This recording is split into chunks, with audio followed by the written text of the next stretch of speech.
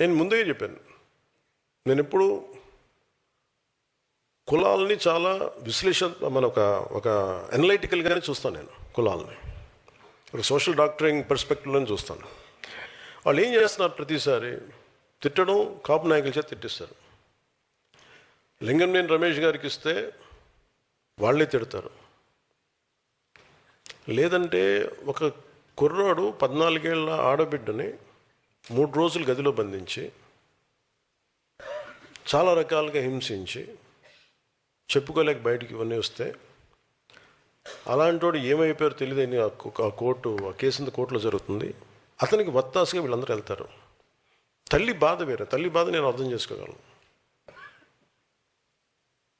కానీ అతను చేసే వృత్తి ఏదో క్రిమినల్, అతను ప్రొఫెషనల్ క్రిమినల్. అతను ఒక ప్రొఫెషనల్ క్రిమినల్లో ఎలా వెనకేసుకొస్తారు? ఏ బేసిస్లో వెనకేసుకొస్తారు? Just because he's your caste. మీ కులం అయితే సరిపోద్దా? అంటే చిన్నప్పుడు మనం వినేవాళ్ళం కదా, show me your friend, I tell you who you are అంటారు ఎవరన్నా. అలాగే మీ నాయకుని చెప్పండి, అతనేంటో మీరేంటో నేను చెప్తానండి.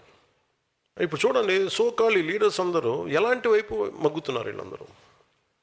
అంటే ఏం మెసేజ్ ఇస్తున్నారు వీళ్ళందరూ?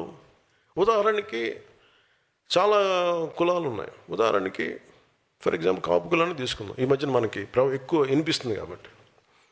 వీళ్ళు కాపులను ఎలా ప్రొజెక్ట్ చేస్తున్నారు? ప్రతిసారి ఈ 4-5 మంది ఫేసులు కనిపిస్తాయి. మన బూతులు తిట్టేవాళ్ళు, కాపులు బూతులు తిడతారు. ఈ కృష్ణ ఏదో పేరు ఉంది, వీళ్ళు క్రిమినల్, వీళ్ళు ఇది అన్ని నెగిటివ్ న్యూస్ చూడండి. సో మీకు ఏమైపోద్ది, కొద్ది రోజుల తర్వాత సబ్లిమినల్గా మీ మనోగతంలో ఏమైపోద్ది, it will become confine to అది. ఈ భావన దేనికి వేస్తే, కాపు అని చెప్పగానే ఇవన్నీ గుర్తొస్తాయి మనకి. We'll form our opinion. అది వీళ్ళ స్ట్రాటజీ. అంటే మీకు భావం ఏం చెప్తారు? ఇది ఒక్క కాపు కులానికి కదా, అందరికీ చెప్తారు. అన్ని కులాలకి ఇదొక very clear cut political game. ఇది నేను దాన్ని బ్రేక్ చేస్తాను కాబట్టే నా మీద ఇంత కోపం అందరికీ. కొంతమంది ప్రాంతీయతలు పట్టుకొచ్చి రాష్ట్రాలు విడిపోయిన ఇంకా మీరు తిడతా ఉంటే, ఇది దేశంలో అంతర్భాగం అని చెప్పినందుకు నన్ను తిడుతున్నారు. అది నేను ఎప్పుడు తెలంగాణను వ్యతిరేకించాను అంటే నేను ప్రతి ఒక్కరు డిఎన్ఏని బయటికి చెప్తా. అందుకని కోపం అందరికీ నా మీద.